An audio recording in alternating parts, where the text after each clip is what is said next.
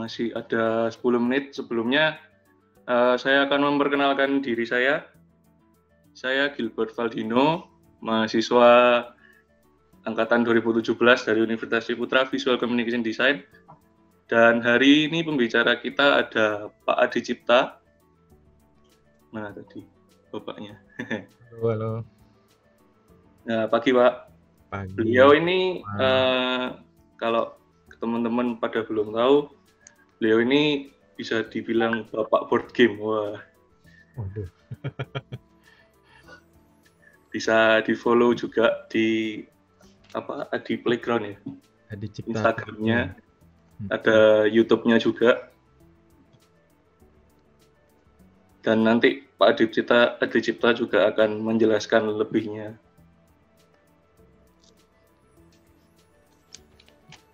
Kita hari ini sudah ada di bootcamp hari kedua. Buat teman-teman yang belum tahu, bootcamp itu apa sih? Bootcamp itu kegiatan seminar yang membahas mengenai branding dan mendatangkan banyak narasumber di bidangnya yang sudah berpengalaman. Kemarin hari pertama sudah dibuka oleh Ibu Lia Sidik tentang brand activation, dan hari ini, sebentar, saya share screen aja. Ini ada PowerPoint tentang brand bootcamp. Nah, ini.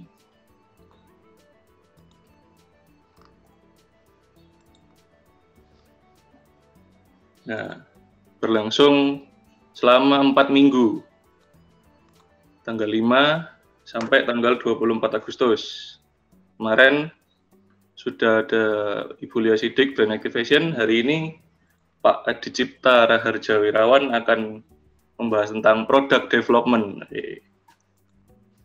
Untuk besok ada brand communication dari Bapak Niko Apranoto. Nah, itu nanti week 2 minggu depan. Ini kita selain Zoom juga akan melakukan live di YouTube ya. Iya. Oh, ditunggu. Iya guys. Ini Bapak Adi Cipta. Oke, halo semuanya, selamat pagi. Jadi terima kasih buat rekan-rekan VCD Universitas Ciputra yang udah mempercayakan itu ya, mengundang saya untuk bisa mengisi bootcamp ini ya. Tentu harapan bersama adalah kita bisa mengembangkan ya, membantu pengembangan dari produk teman-teman untuk bisa nggak cuman mungkin secara formalitas jangka pendek ini menyelesaikan sebuah tugas akhir gitu ya, tetapi produk yang dihasilkan itu bisa memberikan gitu ya, memberikan manfaat buat ya target pasar yang sudah dituju. Sekilas tentang saya, jadi saya ini orang Surabaya asli itu ya. Dari kecil lahir di Surabaya, besar di Surabaya. Dan sebenarnya saat saya lulus SMA, dulu saya sekolahnya di SMA Negeri 16 gitu ya. Ketika lulus tuh pengennya masuk ke program studi yang jadi saya lanjutkan ya. Dulu setelah lulus SMA pengennya masuk ke ini kampus yang ada seninya. Cuman kalau masuk ISI kan seni rupa murni ya. Akhirnya waktu itu ya ada UK Petra itu masih D3 soalnya. Saya masih ingat, saya kenal sama, mungkin kalau teman-teman tahu Is Yuniarto ya. Itu adik bawah saya setahun sih. Is itu angkatan 98. Saya tuh angkatan 97. Cuman saya akhirnya masuknya ke kuliahnya akuntansi itu ya, nggak nyambung. Akuntansi kenapa? Karena saya ingin belajar bisnisnya itu ya. Sebenarnya nggak terlalu saya bukan orang yang kalau akuntansi keuangan itu yang finance banget itu ya, karena sebenarnya jiwa saya ada di art. Jadi saya lebih banyak kalau di dunia di akuntansi itu mungkin sedikit gambaran akuntansi manajemen gitu ya, yang lebih ke ke pengelolaan, bagaimana akuntansi punya peran untuk produktivitas, untuk pengembangan sumber daya manusia gitu ya, untuk pengembangan produk itu.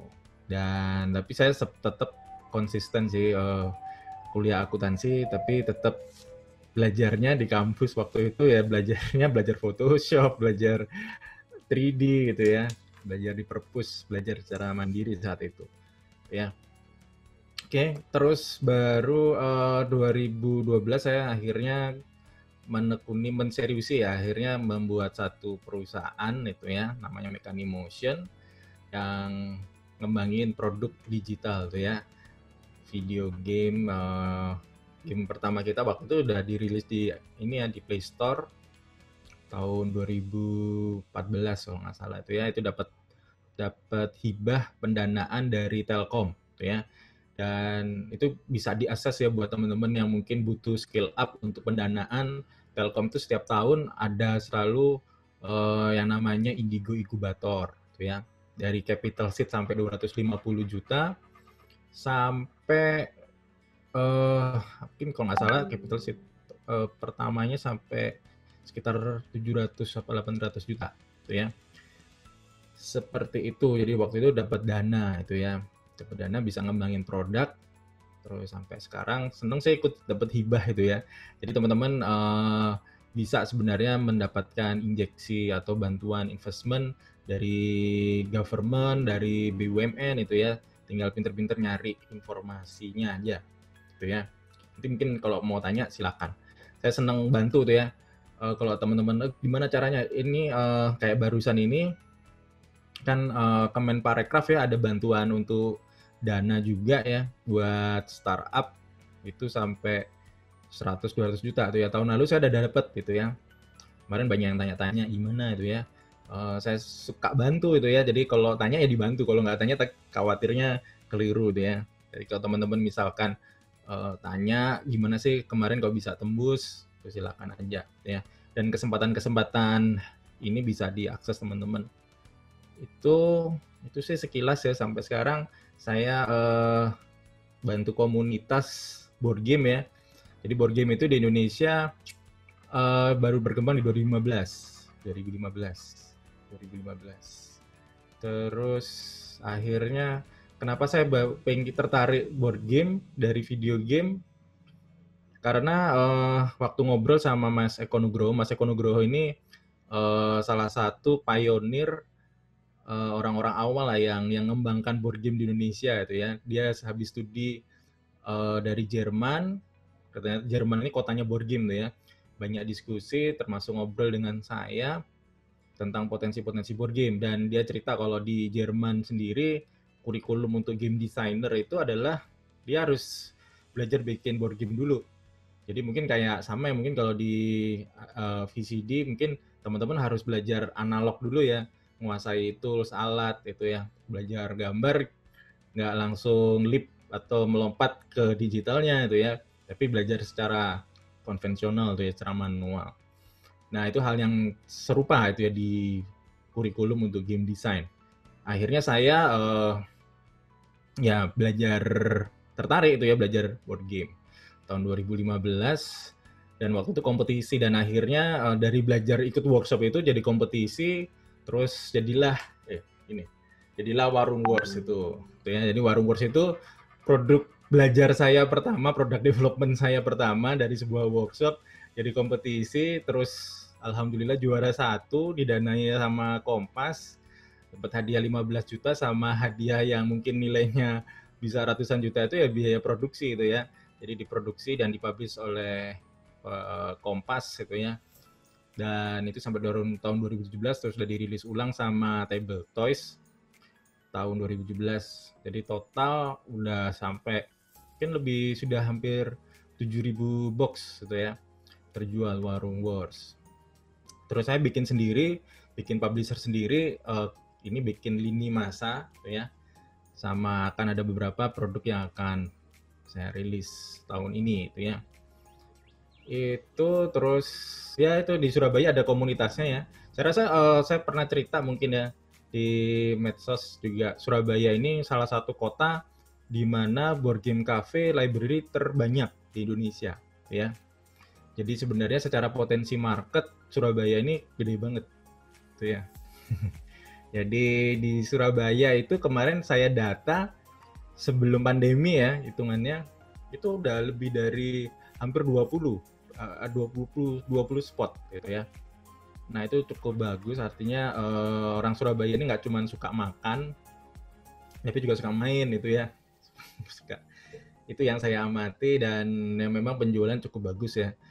Ya Surabaya, Bandung, Jakarta itu ya, dan beberapa kota besar lainnya itu penjualan board game oke banget gitu ya. Itu terus ya ada di Surabaya ada komunitasnya ya, namanya Padas Papan Dolanan Arek Surabaya. Itu saya juga koordinator pengurus di situ. Kayak nanti malam kayak nanti malam tuh kita ada kayak kalau teman-teman tahu Dungeon and Dragon ya, jadi kayak istilahnya role playing game, tabletop games gitu ya. Jadi kita ada kelompok teman-teman yang suka storytelling gitu ya. Mungkin kalau teman-teman tahu Dungeon and Dragons, cuman ini nanti kita main yang Dread. Kalau Dread itu ceritanya horor tuh ya. Itu nanti kita main di satu tempat tempat kebun hidroponik di Surabaya di daerah Ketintang gitu ya. Temanya horor, nyari tempatnya memang sepi, seru gitu ya. Nanti malam. Itu dan rencananya memang mau kolaborasi sih. Saya ingin ngembangkan satu produk. Kalau yang card game, board game kan udah bikin. Saya ingin ngembangin produk yang arahnya ke storytelling tuh yang apa ya? Pengen kolaborasi lah, mungkin kalau teman-teman pernah tahu nama Sweta itu ya, jadi kan dia bikin Journal of Terror, itu kita rencana mau kolaborasi juga bikin game-game yang bisa kerja bareng sama teman-teman komikus seperti itu terakhir hingga saat ini. Jadi saya intinya seneng eksperimen eksperimennya nggak cuma sekedar eksperimen tapi dicoba sampai launch jadi produk. Itu sih. Itu saja mungkin dari saya. Terima kasih. Saya kembalikan lagi ke Gilbert. Terlalu lama nggak nih ya? Oke, nggak apa-apa Pak. Setelah ini akan masuk ke penyampaian materi yang akan dibawakan juga oleh Bapak Adit Cipta. Langsung, oke. Iya.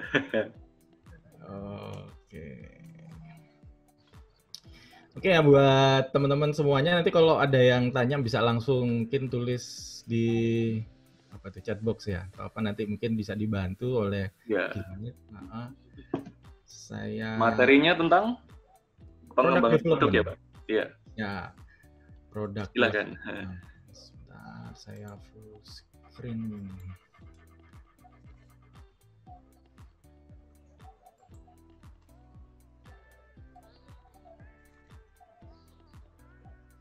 Buat teman-teman yang sedang proses mengembangkan produk bisa dicermati dan didengarkan ilmu yang bakal dibagikan oleh Bapak Ade Cipta. Mungkin akan sangat bermanfaat. Asik. Nah. Oke, sudah keluar ya? Ya, sudah. Ya, sebentar. Ini saya pandangannya arah ke sini, saya pakai 2 monitor gitu ya. Oke, ini saya sharing dari pengalaman saya ya. Jadi buat teman-teman, jadi product development dari produk yang saya launch tahun lalu gitu ya. Tapi kalau developmentnya sebenarnya dari tahun 2015 hampir bersamaan dengan saat setelah saya dan tim bikin Warung Wars gitu ya. Oke. Ini tadi udah sekilas ya perkenalannya. Jadi saya ini orang kalau studinya ya orang bisnis itu ya. Cuman kemarin sempat belajar juga, dapat semacam beasiswa courseworks dari pemerintah Jepang. Jadi pemerintah Jepang itu Ministry Economy Trade and Industry-nya kerjasama sama Kementerian pariwisata untuk memilih 4 orang ya saat itu perwakilan pelaku industri kreatif di bidang game dan animasi gitu kan. Jadi saya akhirnya terus dapat sana belajar. Nah, asiknya tuh belajarnya sama guru-gurunya itu ya, senseinya, dosen-dosennya itu para praktisi. Jadi ada dari Pokemon, ada dari ini apa Bandai gitu ya. Ada dari Lantis. Lantis itu anak perusahaannya Bandai yang studio animasi. Sebenarnya mereka musik ya. Tapi juga bikin anime gitu kayak salah satunya yang mungkin terkenal Kuroko no Basuke itu ya. Dan mereka menjelaskan insight bagaimana product development-nya itu ya. Keren banget lah, pokoknya orang Jepang itu produk-produknya itu research based gitu ya. Saya bisa tahu belajar dari Pokemon, sebenarnya Pikachu itu bukan main karakter ya. Jadi mereka itu melaunch berbagai alternatif creature yang akhirnya dari survei, karena mereka setiap bulan itu ada lembaga independen yang mensurvei popularity dari satu karakter itu ya. Dan itu jadi ada kayak semacam perusahaan sendiri ya, ada karakter bank, ada yang lembaga survei yang dari pihak kayak dari Shonen macam-macam. Dan itu yang akhirnya membantu. Kenapa survei itu penting? Karena salah satunya ya supaya arah pengembangan produknya lebih jelas terarah. Terus kedua, dengan hasil survei yang terpercaya itu membantu pihak pemasang iklan itu ya. Jadi karena di Jepang itu kalau teman-teman perhatikan mulai masuk bandara sampai keluar bandara itu benar-benar kalian akan melihat berbagai ini ya, intellectual property ya, karakter-karakter itu ya. Keren banget lah, memang mereka udah sebuah ekosistem industri kreatif yang sudah cukup mapan lah itu ya. Itu. Jadi teman-teman bisa banyak belajar gitu ya. Jadi udah by design ya, mungkin kalau awal-awal Jepang itu tahun 60-an mungkin product development-nya ya eksperimen itu ya. Tapi bisa survive, berkembang, dan akhirnya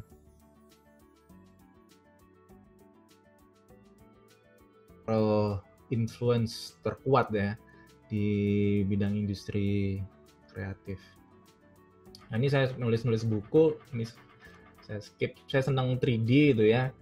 Jadi awalnya dari hobi, jadi terus menekuni, ya jadi passion saya memang senang bikin itu ya. Bikin, terus akhirnya kenal komunitasnya, terus kenal teman-teman baru, networking, di situ saya akhirnya mulai product development. Jadi penting buat teman-teman untuk networking ya. Networking baik itu untuk mencari resource, juga networking untuk ya resource itu macam-macam ya, buat tim, buat pendanaan, dan buat apa ya, buat promosi gitu ya. Itu penting banget.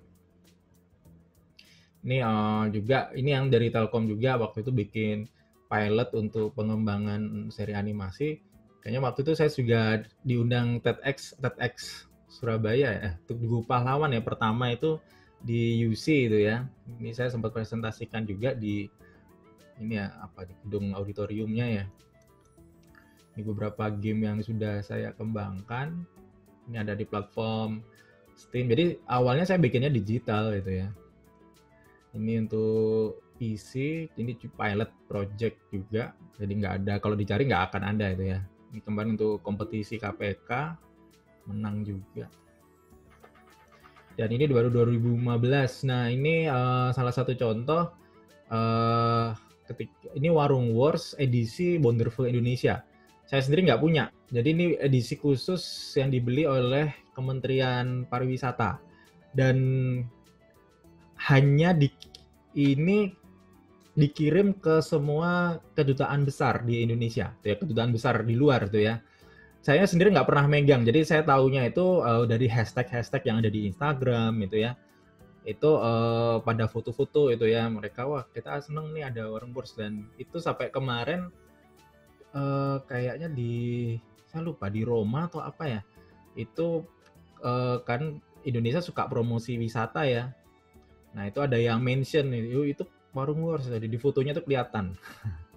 Jadi seneng, jadi board gamenya udah melalang buana. Ini desainernya di Surabaya aja.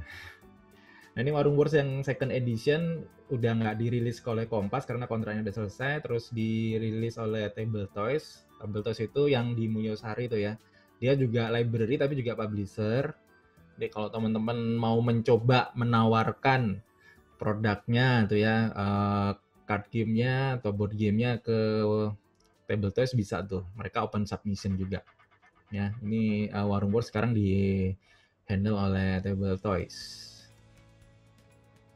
Nah, tapi saya juga bikin sendiri, saya self publisher juga, jadi saya bikin yang lebih orientasinya ke edukasi karena saya kan ya memang passion saya mengajar ya, jadi saya senang mengajar dan saya pengen itu mengajar nggak harus selalu ada saya itu ya, jadi mengajar itu makanya saya senang nulis buku itu karena saya pengen knowledge saya, pengalaman saya bisa terdistribusi lebih luas lagi. Nah, saya akan sharing dari apa yang sudah saya lalui. Ya mungkin teman-teman sudah belajar ya mungkin dari Pak Kris, teman-teman dosen VCD menjelaskan bagaimana mungkin product development yang baik gitu ya. Nah, cuman saya menjelaskan dari roadmap atau journey product development dari lini masa card game, gitu ya. Jadi karena saya cuman berempat ya, nanti di bagian akhir tim saya ada foto-fotonya tuh ya. Saya harus bekerja dengan lean itu ya. Saya yakin teman-teman juga kan, teman-teman mahasiswa juga ketika mengembangkan produk kan kita nggak mampu lah itu ya bayar hire tim itu ya. Tapi itu plus minus ya.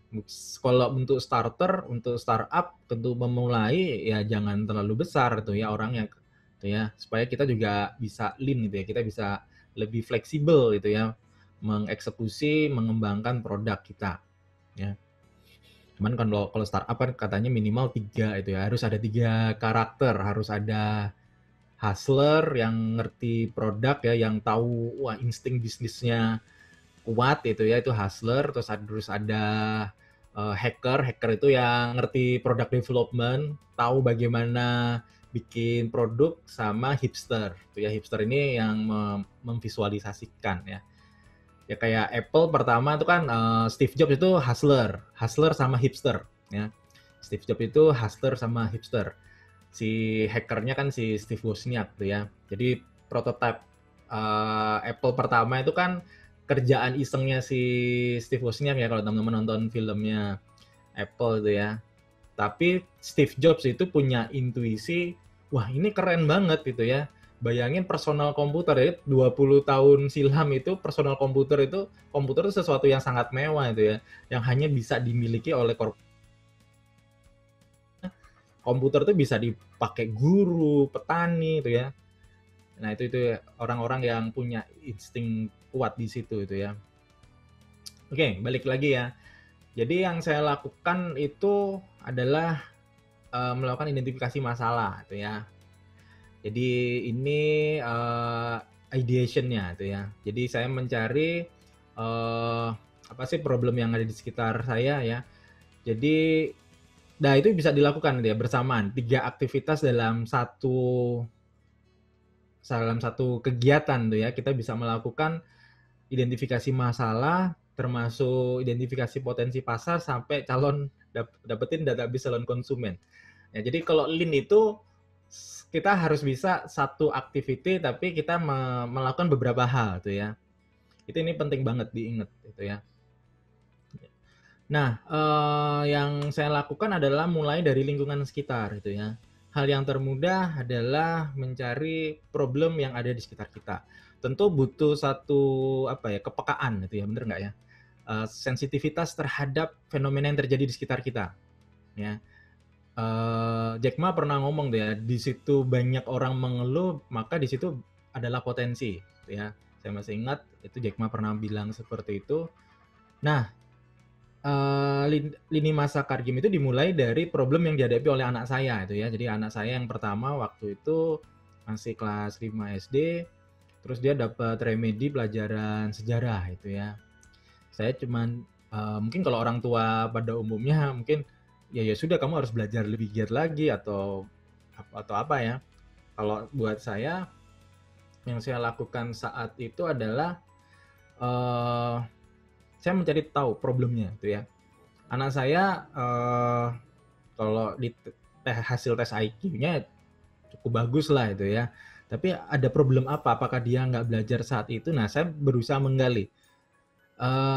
Saya cuman akhirnya kayak saya tanya anak saya, jadi guru itu lebih banyak suruh ngafalin, gurunya lebih banyak cerita gitu ya. Nanti di slide berikutnya akan lebih jelas. Nah, tapi intinya saya tahu ada gap itu ya, ada gap antara anak saya dengan gurunya itu ya. Gap anak saya adalah gaya belajarnya adalah visual itu ya.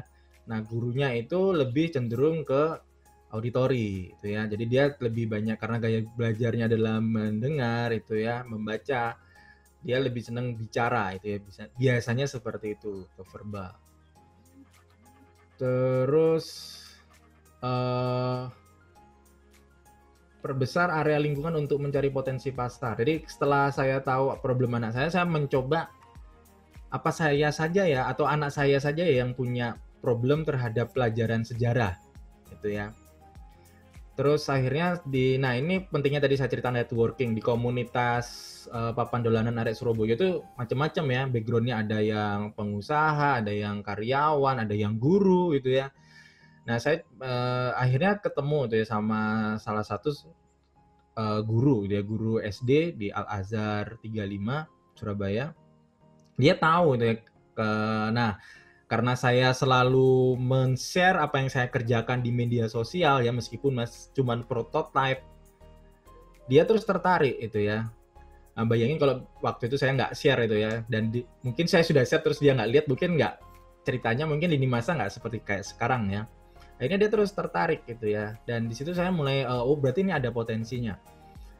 Tapi saya kan cuma satu guru itu ya, akhirnya saya mencoba cari di Facebook itu kan banyak grup ya, grup guru. Nah ternyata itu ada spesifik ya, sampai ada grup guru IPS gitu ya, sampai ada guru sejarah, sampai ternyata ada namanya Asosiasi Guru Sejarah Indonesia. Itu saya sampai segitunya ya itu ya.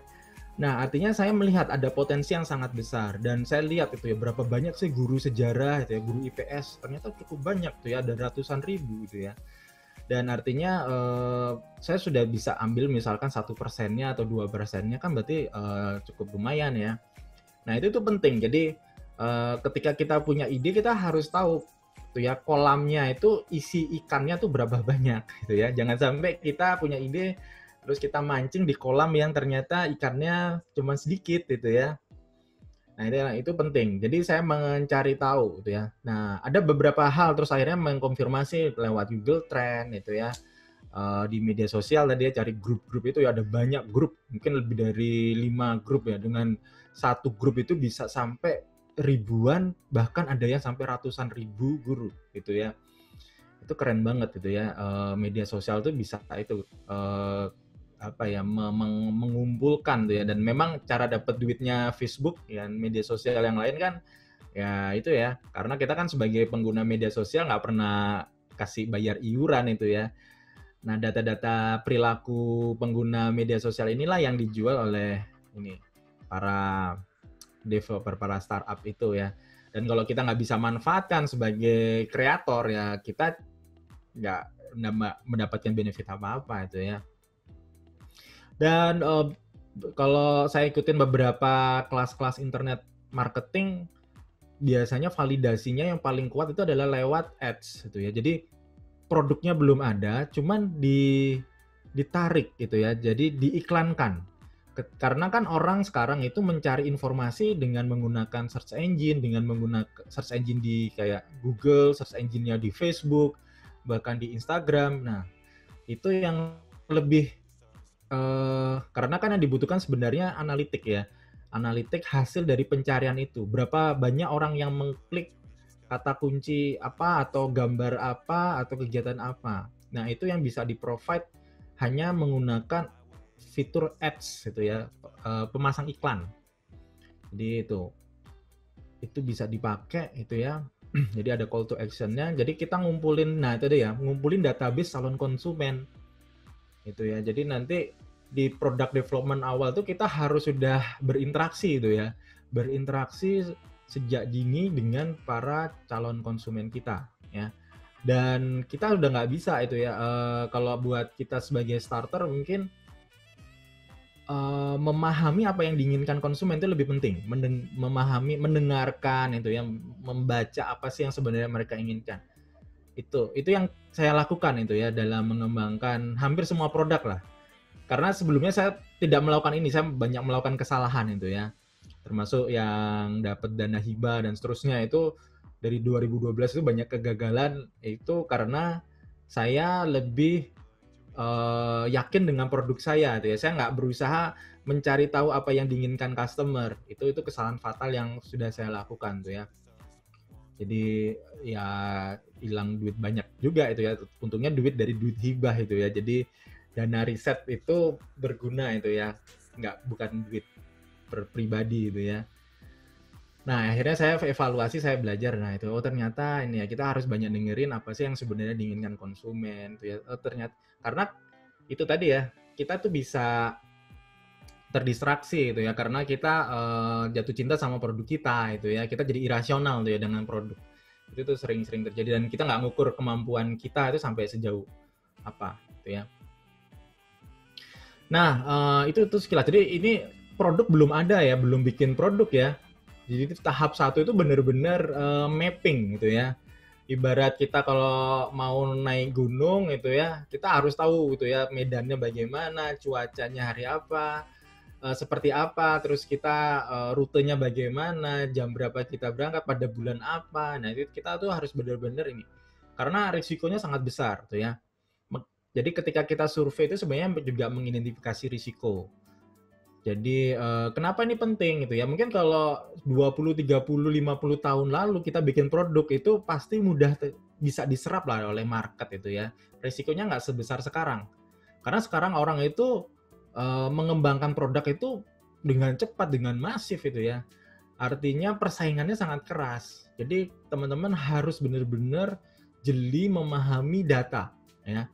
Nah itu tadi salah satu apa itu ya istilahnya, yang saya kalau karena background saya accounting itu kan bicara tentang data itu ya, data yang diolah jadi informasi keuangan. Nah, saya ini sebenarnya orang data itu, jadi senang banget itu yang ngelihat oh ternyata datanya seperti ini. Berarti saya harus nge-tweak produk saya seperti apa. Termasuk alasan saya bikin YouTube gitu ya.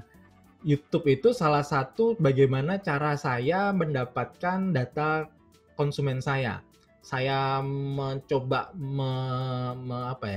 merilis sesuatu itu ya dari subscriber saya itu ya. Dan YouTube itu memprovide data analitik yang luar biasa. Saya bisa tahu pergerakan per jam itu ya orang dari konten video yang saya bikin. Nah itu tuh penting. Sama kalau kita punya fanpage itu kan kita tahu ya behavior dari usernya itu ya. Kita usul kayak misalkan ada 2 karakter atau 2 cover gitu ya, kita upload gitu ya, mana yang bagus nih gitu ya. Nah itu kekuatan media sosial yang harus teman-teman manfaatkan ya. Dan kita bisa ngukur lah nanti itu potensi penjualannya sampai seperti apa itu ya. Oke, saya nggak bahas di situ dulu. Nah baru di tahap fase kedua nanti prototyping, testing, dan validasi produk. Nah ini sama. Kalau sebelumnya itu kita sama 3 in 1 ya, satu aktivitas tapi sebenarnya kita bisa melakukan 3 hal sekaligus ya, prototyping, testing, dan validasi. Nah itu yang pertama ada, kalau di board game memang fokus ke game mekanik. Jadi nanti di slide berikutnya akan lebih detail lagi ya, ini satu slide agak lama tapi nanti kita lihat journey-nya lini masa. Jadi game mekanik itu adalah core. Jadi kalau game misalkan kalau Monopoly pasti sudah tahu semua ya. Core mekaniknya kan roll and move gitu ya. Jadi kita roll dadu, kita jalan kayak ular tangga itu ya. Nah, itu kita bikin prototipenya, kita tes, kita validasi gitu ya. Tentu validasinya adalah apakah ini sudah sesuai dengan apa yang diinginkan oleh konsumen ya. Jadi calon konsumen itu penting. Dan di awal itu jangan pernah pasang artwork yang bagus.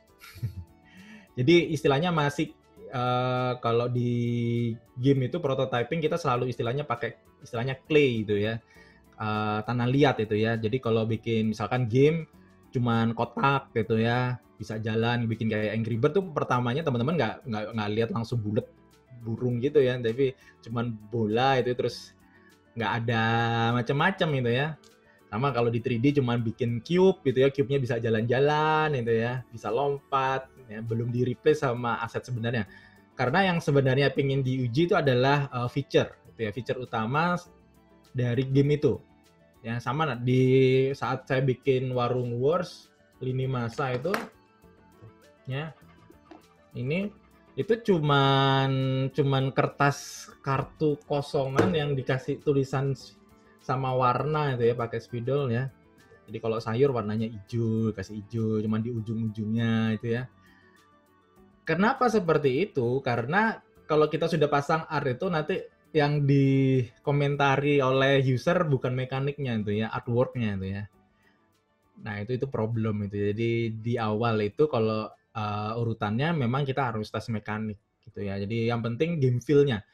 Bahkan ketika game itu belum dipasangi art ilustrasi apapun, tapi ketika itu kita bisa ngelihat ya kalau di game itu orang itu menikmati atau enggak itu kelihatan banget dari body language-nya, dari ekspresi wajahnya, itu terlihat sekali, nggak bisa bohong.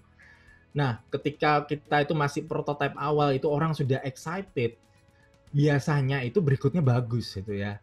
Biasanya pasti itu ya. Itu pengalaman di Warung Wars di lini masa, kita cuman kasih nanti ya ngajak temennya, ini tuh bagus-bagus. Nah, itu kita udah oke, punya intuisi, ini good sign tuh ya. Jadi Warung Wars itu pada saat tahu di bulan Maret itu workshopnya Maret 2015 itu kita langsung punya insting ini. Wah, ini kayaknya paling nggak bisa 5 besar lah gitu ya. Oke, itu ya. Baru setelah mekaniknya udah settle, udah fix itu ya. Kita langsung nyoba untuk visualnya itu yang dipasang. Artwork itu juga harus dites itu ya. Apakah market yang kita tuju suka nggak sih sama style dengan art yang kita pasang gitu ya. Jadi ini adalah proses di mana sebenarnya kita membangun bonding ya, membangun satu relationship. Ada ketika konsumen itu dilibatkan dengan proses pengembangan produk, dia itu kan sebenarnya sudah ada menanamkan seed itu ya, menanamkan satu benih, ada hubungan. Itu yang saya rasakan sih dari 2015 hingga sekarang ya, dengan pendekatan product development yang berorientasi pada customer ya. Itu seperti itu. Jadi karena mereka terlibat itu ya, mereka komen, iya bagus yang ini itu ya. Itu nanti urusan closing atau urusan sales itu dapat dikatakan udah hampir beres lah itu ya. 90% terjual gitu ya. 10%-nya nggak beli karena mungkin alasan tertentu gitu ya. Itu yang terjadi gitu ya. Jadi usahakan ketika teman-teman melakukan prototyping, testing dan validasi itu teman-teman adalah kayak orang pacaran itu ya. Apa PDKT dulu ya, nggak langsung ditembak gitu ya. Jadi ya harus bersabar ya teman-teman ya. Kayak kalau mungkin punya hobi berkebun tuh ya. Karena saya sudah bapak-bapak gitu ya. Saya itu berkebun itu ya harus sabar, nggak bisa itu ya dari biji itu ya besok udah pengennya udah bertunas, enggak itu ya. Nikmati proses itu karena nggak bisa apa ya instan proses itu enggak itu ya. Sangat susah dengan kondisi seperti saat ini ya. Jadi nikmati prosesnya dan ya itu tadi dilibatkan para calon konsumen itu dalam product development itu. Dan ya tentu nggak semuanya ya, nanti mana yang memang bagus itu ya menurut kita, bahkan kadang buat kita nggak secok ya mungkin ya, tapi karena itu apa ya, calon konsumen sebagian besar memang menyukai ya kita harus ya, karena kan produk bukan buat kita pakai kita sendiri ya, produk untuk digunakan oleh konsumen ya. Nah itu, mengalahkan ego itu yang paling menantang sih kalau di product development tuh ya. Bukan apa ya, bukan market ya, setelah ini ya sebenarnya kayak kita itu ya. Buat saya sih seperti itu tuh ya, mengalahkan ego. Baru setelah yang ketiga tuh rilis produk ke konsumen dari database yang dimiliki. Nah pasti kan kita nggak bisa nyenengin semua calon konsumen loh ya. Ya pasti kita akan ada filtering, nggak masalah tuh ya. bukan ratusan ribu follower yang kita kejar tuh ya, apalagi sampai beli follower misalkan gitu ya. Mending kecil tapi loyal, itu jauh lebih baik, serius tuh ya. Jangan pernah tergoda untuk sesuatu yang secara quantity masif besar tuh ya. Itu palsu itu ya. Saya udah ngerasain tuh ya, ngerasain gimana ya beli follower gitu ya. Enggak, mending teman-teman punya calon customer atau customer yang loyal tuh ya. Mereka akan repeat buying gitu ya. Itu jauh, dan mereka akan berikan feedback yang bagus gitu ya. Kita nggak bukan ngejar banyaknya jumlah ini ya. Jadi itu tuh penting itu. Ya, seriously. Termasuk, nah saya jadi bikin YouTube gitu ya. Saya nggak peduli tuh subscriber berapa tuh ya. Ada yang unsubscribe atau apa, it's okay itu ya. Mungkin terfilter tuh ya, bukan lagi segmentasi saya itu ya. It's okay itu ya, daripada kita paksakan itu ya. Kita sendiri kan nggak suka ya kalau dipaksa-paksa. Ini satu slide, semoga oke. Ini 10.43, saya masih punya 15 menit lagi ya. Nah ini ya, ini dua anak saya, ini foto tahun berapa ya? Ini sekarang udah pada gede-gede ini ya. Anak saya yang pertama ini sudah kelas 1 SMA, yang kecil sudah kelas 5 SD itu ya. Nah ini ya, mereka adalah early adopter atau konsumen pertama saya itu ya. Jadi saya akhirnya bikinnya produknya yang memang untuk target pasarnya ke edukasi dan keluarga itu akhirnya. Nah ini tadi sekilas saya cerita lagi ya. Jadi gaya belajar anak saya tuh visual gitu ya. Ini kok jalan lagi. Ya. Jadi saya mencoba mencari tahu itu ya. Jadi kalau belajar sejarah itu ternyata problemnya itu ya abstrak. Belajar sejarah itu abstrak gitu ya, karena bicara tentang sesuatu yang telah terjadi. Terus cara ngajarnya gurunya lebih banyak cerita itu ya. Terus membosankan gitu ya. Meskipun beberapa guru dari hasil survei itu ngajarnya udah pakai nonton film atau apa ya. Kan film, tapi nggak semua sejarah difilmkan tuh ya, mahal. Ya, jadi terus akhirnya, nah ini saya survei sambil ngumpulin database. Jadi dengan saya, Bapak Ibu siapa yang mau mengisi survei ini, nanti saya kasih diskon nanti kalau produknya sudah rilis. Nah itu ya, jadi cuma pakai modal Google Form aja itu ya. Dan saya masuk di grup tadi ya, grup guru sejarah di Facebook gitu ya. Akhirnya dapat ya, mungkin cuma 30 tanggapan ya. Tapi ini adalah validasi awal saya untuk mengetahui apa sih yang sebenarnya problem yang dihadapi gitu ya. Jadi saya mencoba mengkonfirmasi problem. Ya ini masih fase yang pertama tadi ya. Jadi identifikasi masalah, terus saya skill up di skala yang lebih besar. Setelah saya dengan anak saya, terus tadi dengan salah seorang guru, terus saya coba lagi di kelompok yang lebih besar. Ya, jadi saya makin confidence itu ya untuk melangkah itu ya.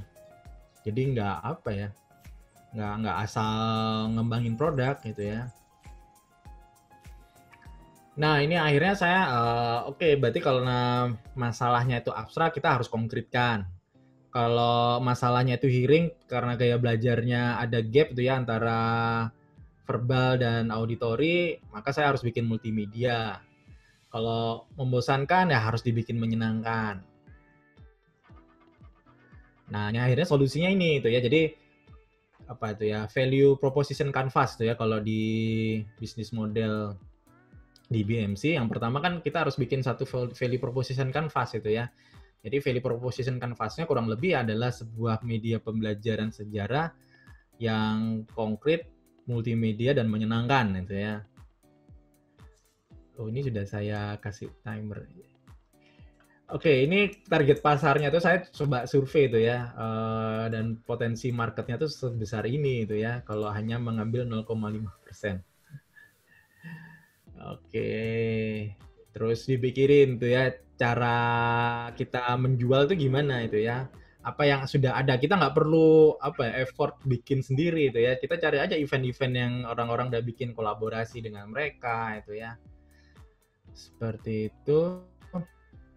Terus kita coba cari tahu sih kompetisinya kayak apa sih itu ya. dari sisi harga tuh ya, affordable, murah atau mahal, kemudahannya seperti apa itu ya. Nah, terus kita bikin matriksnya. Nah, ini masih prototype loh ya, jadi belum rilis produk. Jadi belum rilis produk itu yang terjadi kita tuh sudah diliput sama BBC, terus karena saya dosen Ubaya itu ya, terus dibantu untuk dipromosikan, diundangin wartawan itu ya. Saya tuh sampai produknya belum ada, tapi justru karena belum ada produknya, awareness-nya sebelum rilis itu jadi tinggi gitu ya. Nah, terus dibuat penelitian itu ya, masuk ke jurnal-jurnal itu ya. Dan itu penting sekali untuk meyakinkan para guru menggunakan produk lini masa. Jadi karena guru itu punya kepentingan tuh ya. Kalau dia beli sebuah media pembelajaran dan dia gunakan untuk penelitian, dia bisa buat untuk sertifikasi guru itu ya, untuk meningkatkan tunjangan gurunya itu ya, kepangkatan gurunya. Jadi saya mikirin itu ya, kita harus win-win itu ya. Problemnya guru apa itu ya. Terus udah nyari-nyari testimoni itu ya, karena tantangan gini ya, produk baru itu retensi penolakannya tinggi. Supaya retensi penolakannya bisa diturunin, itu kita harus cari endorser itu kan. Ini saya gratisan semua, nggak ada bayar. Yang kanan ini anak saya yang kecil. Dapat endorser dari Kak Seto karena ada teman saya yang suka itu ya sama sejarah, dan kebetulan kenal sama Kak Seto itu ya. Terus akhirnya dikasih itu ya, ada videonya itu ya, testimoninya Kak Seto. Waduh. Ini kalau anak milenial siapa Kak Seto itu ya, taunya sliding kan Kak Seto. Ya sama-sama teman-teman guru itu ya. Seru deh dapat banyak testimoni itu ya, dan ini benar-benar zero expense itu ya. Nah, sebelum rilis pastikan tuh ya video explainer, video penjelasan cara bermain semasif mungkin gitu ya. Jadi ketika orang itu pengen ini produk apa sih lini masa, ketika diketik itu di halaman pertama Google itu langsung keluar semua informasinya. Harus seperti itu sebelum produk dirilis itu ya. Bikin artikelnya. Bahkan kalau saya itu ikut satu kelas ini ya, online marketing, bikin PR-nya itu bikin 1000 artikel gitu ya. Bayangin 1000 artikel selama konsisten setiap hari bikin 5 artikel. Memang harus, ya kalau nggak bisa ngerjain sendiri bisa cari ada jasanya ya memang. Cuman akhirnya ini semua saya kerjain sendiri loh tuh ya. Kebetulan karena dosen senang nulis. Wah, saya tuh rajin nulis di Kompasiana, di blog apa di Medium gitu ya. Kayak gitu tuh ya, di Facebook itu akhirnya ya kerasa itu ya, effort penjualannya nggak terlalu berat itu ya, selalu ada penjualan. Nah ini ya ketika orang ketik lini masa langsung keluar tuh ya videonya jurut itu ya. Penting itu teman-teman testimoni, karena produk baru tadi ya retensinya penolakannya tinggi, jangan pede. Wah ini produk original gitu ya, original orang malah takut gitu ya, produk baru gitu ya. Itu oke, ini sekilas bisnis model Canvas-nya. Nanti filenya saya share juga. Oke, ini kurang 10 menit. Udah kurang dikit gitu ya. Jadi ini value proposition Canvas-nya. Akhirnya saya ngembangin pakai mixed reality ya. Ini teman-teman kalau mau download bisa, cuman harus ada kartu lini masanya. Jadi keluar 3D, pop-up 3D-nya. Itu ya ada speech-nya Bung Tomo, terus Bung Karno, deh, pahlawan-pahlawan itulah. Terus ya ini ya harus jelas segmentasinya siapa itu ya. Customer segment itu harus spesifik teman-teman di awal ya. Mungkin nanti di fase berikutnya diperluas silahkan, teman. Kalau dari awal sebisa mungkin spesifik biar effort kita nggak berat gitu ya. Kalau memang guru ya udah itu fokus hajar sama orang tua, grup parenting atau apa, wah masukin. Ini sekilas aja ya, yang penting kan di sini ya. Nah berikutnya ini yang jadi saya terus modal untuk cetak dari mana? Saya tuh bikin portal, jadi bikin satu website. Kalau di luar negeri itu ada namanya Kickstarter, ada Indiegogo. Saya tuh bikin sendiri sampean tuh ya. Namanya Dukung Kreasi. Jadi untuk galang dana, saya nggak pakai Kitabisa, nggak, saya bikin sendiri itu ya pokoknya waktu itu. Tapi sudah saya take down lagi sih, karena capek ngurusin. Kayak saya seakan-akan kayak bikin 2 perusahaan gitu ya. Bikin startup sendiri udah capek, udah saya tutup, tapi cuman fokus, tapi dapat pengalaman banyak sih. Jadi bikin web namanya dukungkreasi.com. Di situ saya, database konsumen, calon konsumen yang sudah saya dapetin itu, kan saya dapetin email, dapetin HP, itu saya blast. Saya kirimin, ini loh kita sudah mau buka pre-order gitu ya.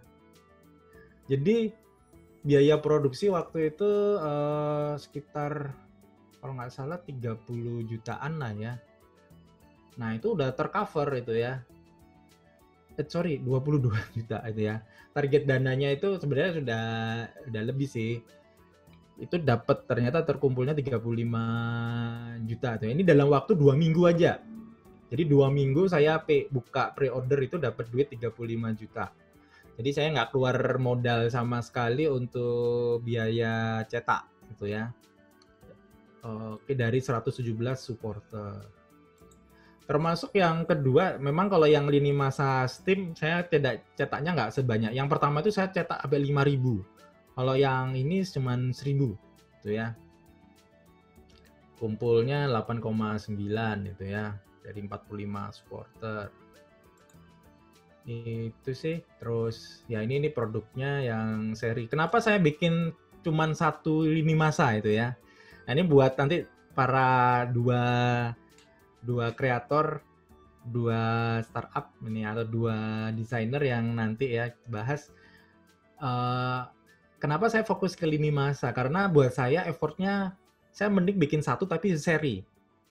Karena kan game mekaniknya saya nggak perlu karena melelahkan ya bikin game mekanik gitu ya, bikin rule baru. Saya cuman mengubah kontennya aja. Ya, jadi saya cuman mengganti-ganti kontennya. Yang lini masa pertama tentang kemerdekaan, yang kedua tentang penemuan, yang ketiga tentang Nabi dan Rasul, yang keempat ini yang mau rilis yang Nusantara. Jadi era sebelum kemerdekaan. Jadi kontennya aja, terus banyak orang itu punya habit atau perilaku mengkoleksi. Nah, jadi kalau sudah punya lini masa ini, beli ini. Kalau dia yang muslim ya, dia pasti juga beli yang lini masa 25 Nabi dan Rasul gitu ya. Jadi ada unsur collectible. Itu terus. Nah, ini slide, ini teori yang benar. Mungkin sempat Pak Kris tanya saya, beliau ngajar design thinking juga ya. Nah, sebenarnya proses yang saya lalui itu ya ini ya. Ini kalau teman-teman buka beberapa ilmu-ilmunya tentang startup ya, ada design thinking plus lean startup sama agile diagram. Ya ini sebenarnya itu ya. Dari ide, empathize ya, kita harus relate dulu dengan problem yang dihadapi oleh, ini wrap up ya, dari apa yang saya sampaikan, terus mendefine apa sih sebenarnya problemnya, terus kita mulai bikin produknya apa, itu ya problem solving phase kan, ini bikin produknya, terus kita ini ya, muternya ke sini dulu, ke atas dulu ya, atau ke bawah dulu itu ya. Oke. Learn, build, measure, terus masuk sini ya, agile-nya, ini product development-nya ya, product backlog-nya, fiturnya apa yang nggak kepake itu ya, ini sprint planning. Product backlog itu tadi fitur-fitur, kadang kita nge-list ya fitur, tapi ketika divalidasi ada fitur yang ternyata nggak disukai oleh calon customer kita, itu ya berarti harus dicoret gitu ya, atau disimpan dulu. Mungkin nanti customer itu kan juga butuh tunggu ya, kayak teman-teman tahu Gojek itu kan nggak tiba-tiba sebanyak ini ya fitur apps-nya ya. Dulu kan cuman Gojek aja doang tuh ya. Dia berproses, apakah waktu awal Nadiem Makarim nggak mampu bikin 100 fitur itu ya, mampu banget. Tapi kan bertumbuh bersama dengan penggunanya, membangun trust ya. Proses ya, harus sabar itu ya. Dan sekarang mereka merasakan hasilnya itu ya. Jadi pivotnya lebih gampang. Jadi ketika kita masih lean, kecil, jangan keburu besar ya. Ikuti prosesnya natural, organik. Itu sih. Ini timnya, kita tuh tim kecil ya. Dan sebenarnya timnya cuma saya aja. Yang lainnya ini 3 orang tuh freelancer semua gitu ya. Freelancer semua. Jadi ketika kayak saya tuh kayak Mission Impossible tuh ya. Jadi ketika saya butuh tim bikin produk apa, saya baru kontak orang-orangnya. Nah ini gunanya networking, aktif di community, itu. Jadi saya tahu, oh saya butuh orang yang jago apa nih, nah saya kontak gitu ya. Ini eranya era freelance. Seperti itu. Ya, terus buat ini slide terakhir, teman-teman yang pengen belajar gitu ya. Saya karena memang pada dasarnya seneng sharing, ini saya bikin playlist di YouTube itu dari awal sampai akhir. Apa yang saya sampaikan mungkin lebih detailnya bisa nanti nonton, nggak usah harus follow gitu ya, nggak usah harus subscribe tapi menonton. Oke, itu dari saya. Saya kembalikan lagi ke Gilbert. Ya, oke, tersisa masih 2 menit. Ini saya stop share gitu ya. Oke. Gimana? Ini berikutnya apa nih? Saya cue card saya lupa. Habis ini ada 2 teman kita yang bidangnya sama seperti Bapak Adi Cipta ini. Ada dari Satyaning Maharani, Nolja.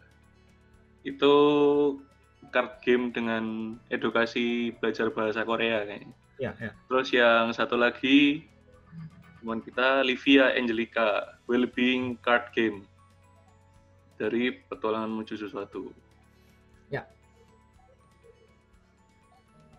Nah, ini dari Satyaning Maharani dulu aja.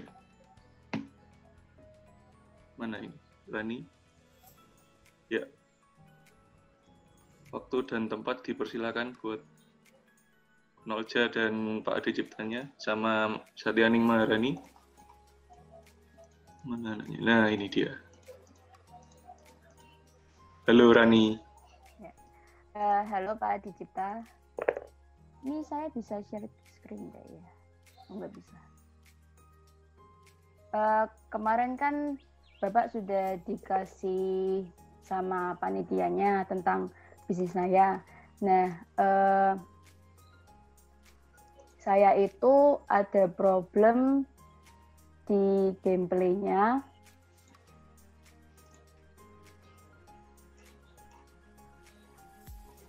Gameplay ya? Iya. Bentar. Ini bukan? Oh bukan. Bukan. Bawah. Oh ini. Nah itu langsung aja ke video. Oh langsung ke video.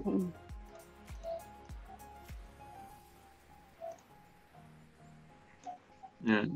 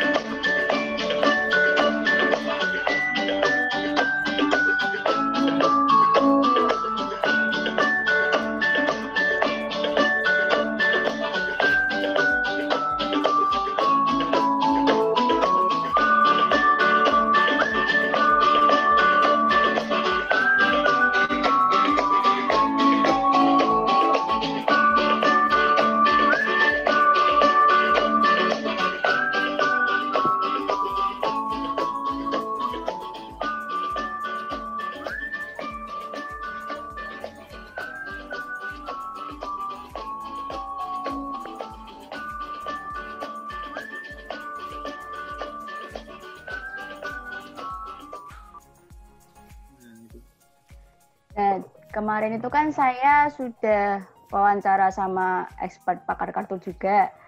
Itu menurut Bapak yang saya tanyain itu memang agak ringkih. Nah, ini saya perbaiki jadi seperti itu. Maksud saya itu jadi lebih terstruktur dari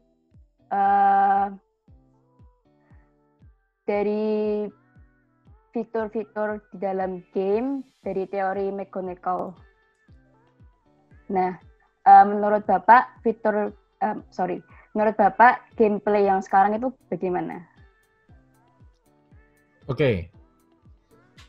sebelum ngomongin gameplaynya kan itu tadi kan ini ya game ini kan tujuannya harus jelas dulu ya kan secara umum mengenalkan orang untuk tahu huruf Korea itu ya, bener ya? Iya, lebih tepatnya untuk memahami kosakata bahasa Korea. Oke.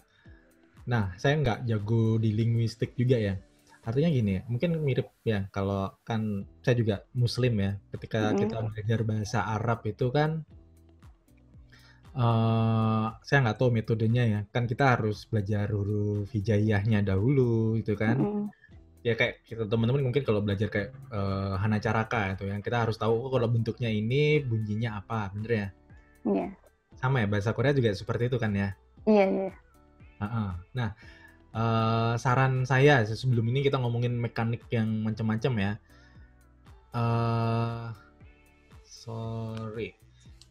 Kita harus bikin dahulu kayak gini, kayak kalau Bapak Ibu dosen atau kayak kita ikut kursus itu kan ada kurikulumnya, itu ya bener ya. Udah ngikutin satu metodenya nggak? Atau metode kalau mengajar bahasa Korea itu apa saja sih yang harus dilakukan? Yang pertama fundamental atau basic. Kemarin sempat survei itu nggak? Kemarin saya itu sempat wawancara juga sama guru bahasa Koreanya. Mereka bilangnya sih nggak apa-apa kalau pakai kayak gini, murid-murid juga pada suka, soalnya memang kalau murid yang tempat les itu tuh pada bosen pakai textbook. Gitu. Nah, artinya gini, textbooknya sempat ngeliatin nggak? Enggak. Itu ya. Jadi kalau pingin, kan ini intinya gimana produk kita juga terjual, bener nggak? Iya. Ya kan? Nah, pelajari dulu bukunya tuh ya, buku-buku dari yang buku nomor 1 ya, anggap aja buku nomor 1 buku pemula ya, paling kalau orang nggak ngerti bahasa Korea sama sekali itu harus placementnya harus lewat baca buku 1 ini misalkan ya. Kan nanti ada pendekatan metode, misalkan yang di tempat kursus nggak apa-apa berpartner lah sama si guru ini, itu ya. Problem dia apa sih ketika mengajarkan bahasa Korea untuk orang yang belum tahu bahasa Korea sama sekali itu apa?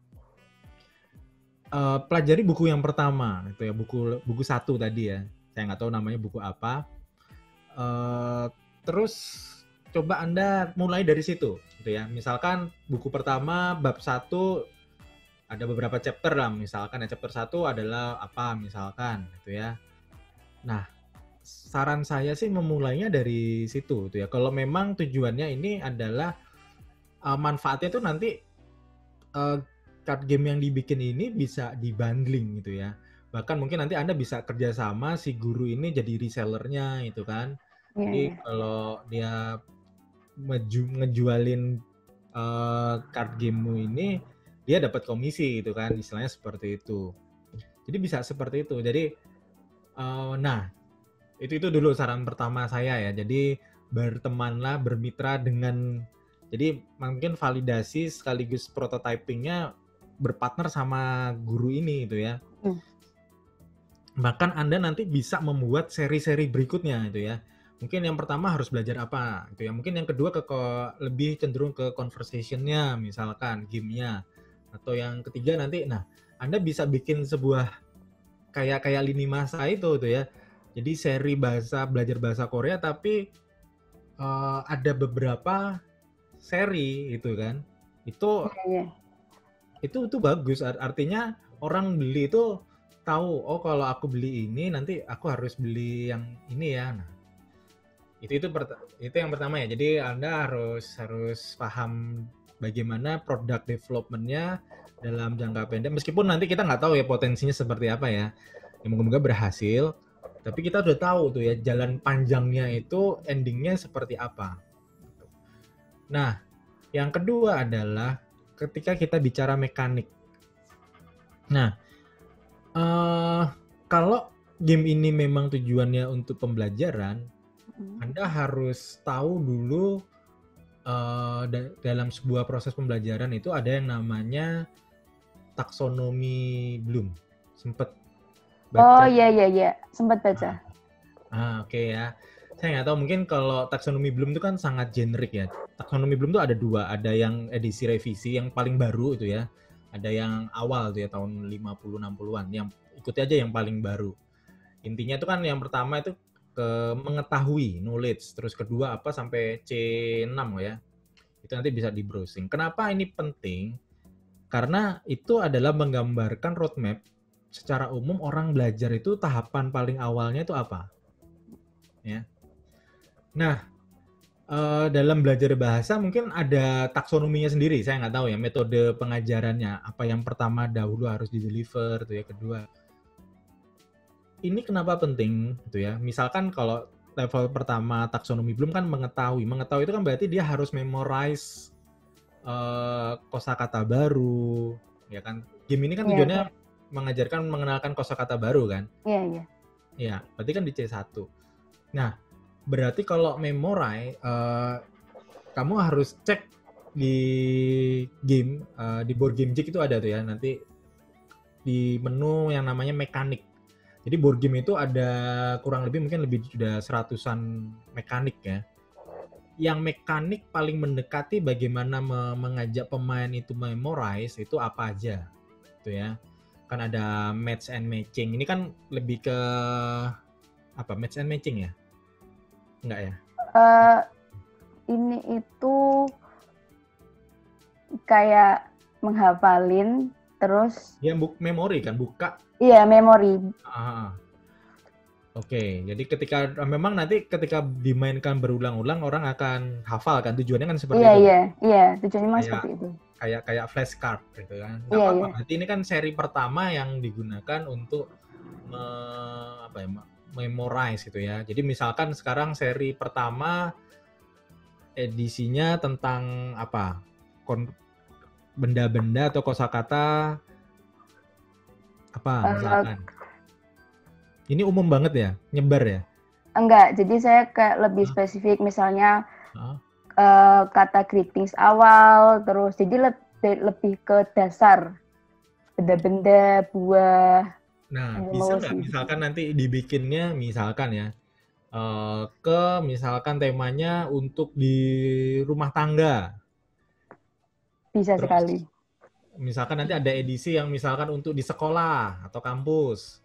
Nanti ada yang musul nih. Ada yang musul kosakata makanan di sini, woy.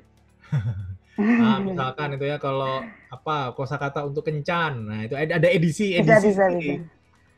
Jadi itu lebih bagus menurut saya. Jadi kamu nggak terlalu menyebar, orang beli akan mengoleksi juga ya mungkin ya. Saran saya itu kalau mekanik sebenarnya as long apa ya, karena kan ini tujuannya tadi ya level C1 kita memang bermain berulang-ulang untuk menghafal gitu ya. Saya rasa sih it's okay. Tinggal kamu nanti misalkan ini saya sambil buka board game Jig sebentar. Kalau yang penting tuh sebenarnya seorang game designer itu referensi sih. Referensi bermain itu penting banget gitu ya. Penting banget. Ada game-game kemarin tuh saya beli, saya tuh selalu ngoleksi di belakang saya kan itu ketutupan roll banner sebenarnya board game semua ya. Kemarin tuh saya beli Guess Intent. Ini beli di Tokopedia. Saya tuh suka hunting di buku Tokopedia nyari game-game yang aneh-aneh itu ya, game anak-anak. Nah, itu memorizing juga sih sebenarnya, ngenalin hal baru itu ya. Jadi misalkan ada satu kosakata, dia nebak kosakata itu apa sih sebenarnya dari ciri-cirinya itu ya. Nah, itu bisa. Bentar, nanti saya board game Jig. Ya, sementara itu ya jawaban saya ya. Karena baru terasa itu saya nggak bisa terlalu bayangin bisa itu, tapi ketika dimainkan itu baru. Iya.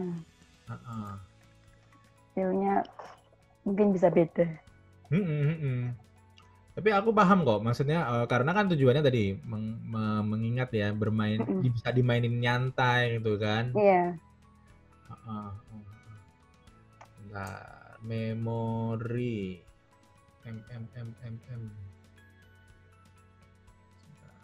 itu kalau di board game Geek tahu ya? Board game Geek.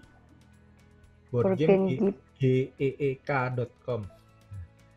Memori mana ya? Bentar, ini. Nanti saya kasih linknya. Itu penting, itu semua desainer kalau mau pengen tahu referensi ya. Jadi game ini database kayak Wikipedia itu ya. Tapi khusus board game ada puluhan ribu, mungkin beratusan ribu sih. Jadi kita misalkan nanti kliknya mekaniknya memori, terus kita bisa sort berdasarkan peringkatnya, penjualannya. Terus ya bisa di filter beberapa tingkat sih berdasarkan ranking. Terus misalkan untuk children misalkan atau apa, mungkin ada language nggak ya? GHIJKLLL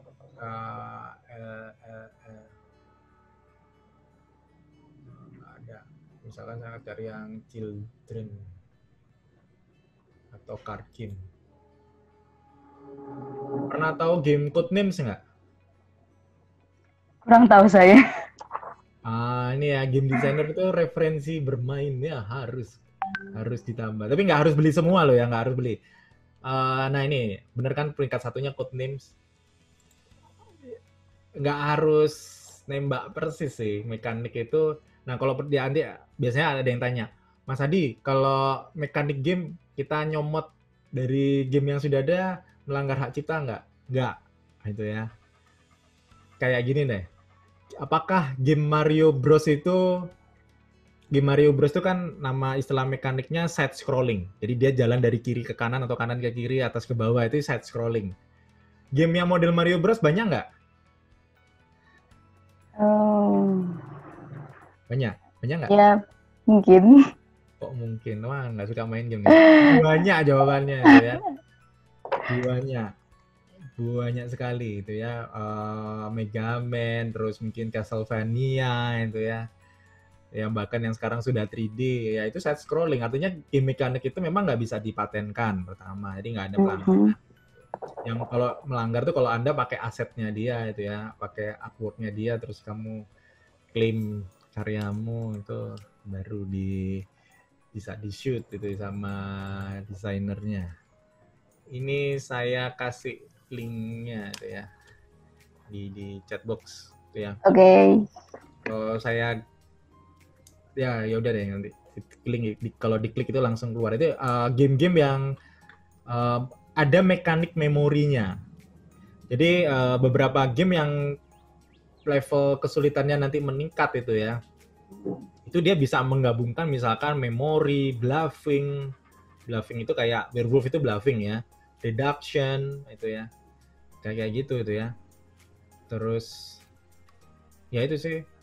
Nah itu saya ini mumpung ingat ya, saya sempat itu kalau beberapa kali main board game ya, kayak kemarin di beberapa waktu lalu ya sebelum pandemi di Table Toys, itu tuh ada tuh anak-anak yang mereka kayak kelompok bahasa Inggris ya. Dia main game Spyfall. Tahu Spyfall nggak? Nggak tahu ya. Enggak. Spyfall itu tapi mereka mainnya pakai bahasa Inggris. Jadi melatih untuk grammar, untuk ini ya, pertanyaan, questions gitu ya, pertanyaan. Tapi mereka pakai ngomongnya bahasa Inggris ya. Jadi game-game yang melatih linguistik itu banyak, mulai dari pengenalan kosakata, melatih conversation, melatih hearing gitu ya. Itu ada. Ya tinggal enggak gitu ya. Nah, dari yang sederhana ini dulu deh. Jadi nanti fokusin aja game-game linguistik itu kamu harus pelajari, paling nggak main atau nonton di YouTube review-reviewnya itu ya. Karena ada ini kalau link game mekanik itu banyak itu ya. Kalau nggak nanti gamemu cuman gitu-gitu aja nanti. Gitu ya. Bukan berarti harus yang rumit itu yang bagus, enggak loh ya. Bukan berarti gamemu jelek, enggak. Buat saya sih yang penting game itu memberi dampak positif dan orang yang memainkan itu mendapatkan value dari bermain itu yang lebih penting. Oke, itu ya jawabannya, panjang lebar tinggi. Oke, terima kasih Pak Adi. Yuk. Sukses ya buat produknya. Amin. Sukses Rani, terima kasih. Oke. Kalau mau ini ngobrol-ngobrol lagi, si siapa sih tadi yang well-being itu udah sebelumnya udah ngobrol-ngobrol sama saya loh. Oh iya, Livia. Livia ya, udah ada Japri, DM-an di Instagram ngobrol. Saya seneng, intinya kalau mau bantu, saya tuh banyak di kontak, ada anak-anak ITS lah, anak yang masih sebentar diajak ngobrol, konsultasi gitu ya. Intinya saya senang sharing dan berbagi gitu ya. Cuman saya mungkin harus bersabar gitu ya, kalau nanya sama saya nggak real time balasnya. Nah ini Livia. Nah ini saya akhirnya ketemu secara official sama Livia ini. Hai Liv. Belum ada suaranya masih. Bentar. Halo. Nah ini. Halo Liv. Siang Pak. Kemarin ketemunya lewat Instagram, nggak nyangka bisa ketemu di sini. Oh, jangan-jangan kamu memang sengaja kontak saya dulu. Aduh, unplanned Pak, unplanned. Oke. Ya, ini followernya banyak loh. Saya itu sudah tahu duluan, cuman dari siapa ya, saya lupa itu ya. Sebelum saya akhirnya dikontak desainernya. Ini kira-kira kita mau mainin videonya, Gil, atau aku jelasin secara singkat aja? Videonya di play bisa kok. Oke. Ini ya.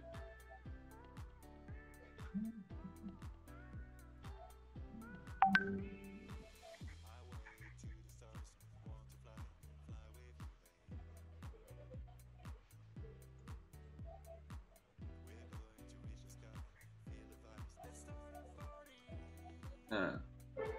Jika kamu pernah mengalami kejadian seperti ini, maka mungkin kamu juga pernah merasakan bagaimana kejadian yang negatif dalam hidup kita dapat berdampak pada kondisi mental kita.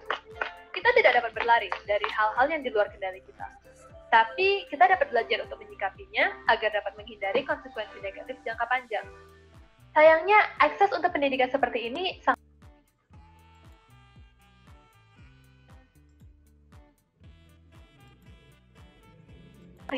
dan kita tahu kalau kita perlu pergi ke dokter ketika sedang sakit.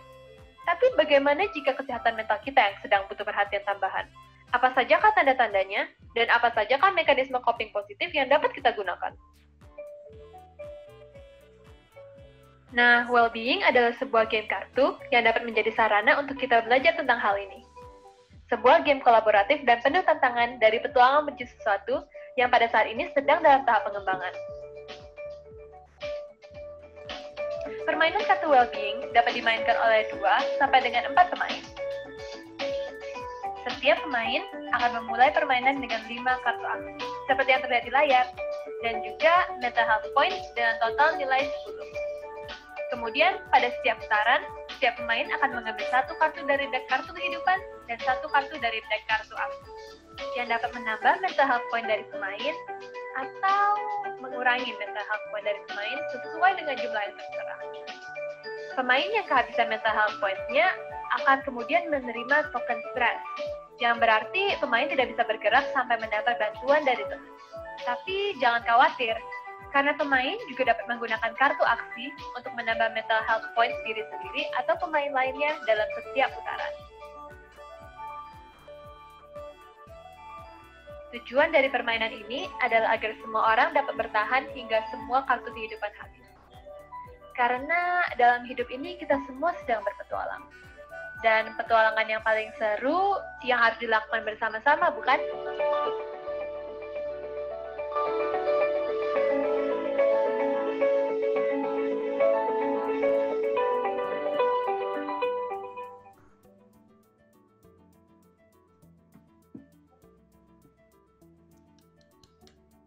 Nah.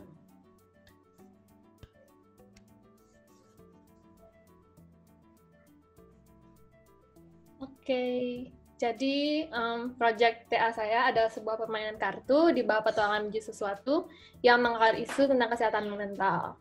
Nah, kemarin tuh sebenarnya saya sudah sempat kontak Pak Adi Cipta, terus salah satu saran yang menurut saya kayak paling berharga banget itu tentang mengerucutkan target market. Jadi kemarin ini saya mikir, untuk permainan saya ini target marketnya itu alangkah baiknya kalau bisa dari anak kecil, terus remaja, terus dewasa. Soalnya saya pingin ini bisa dimainkan banyak orang kan. Tapi ternyata dengan melakukan itu, malah malah needs dari orang-orang yang sebenarnya jadi target market utama saya jadi tidak kejawab seakurat itu kayak gitu.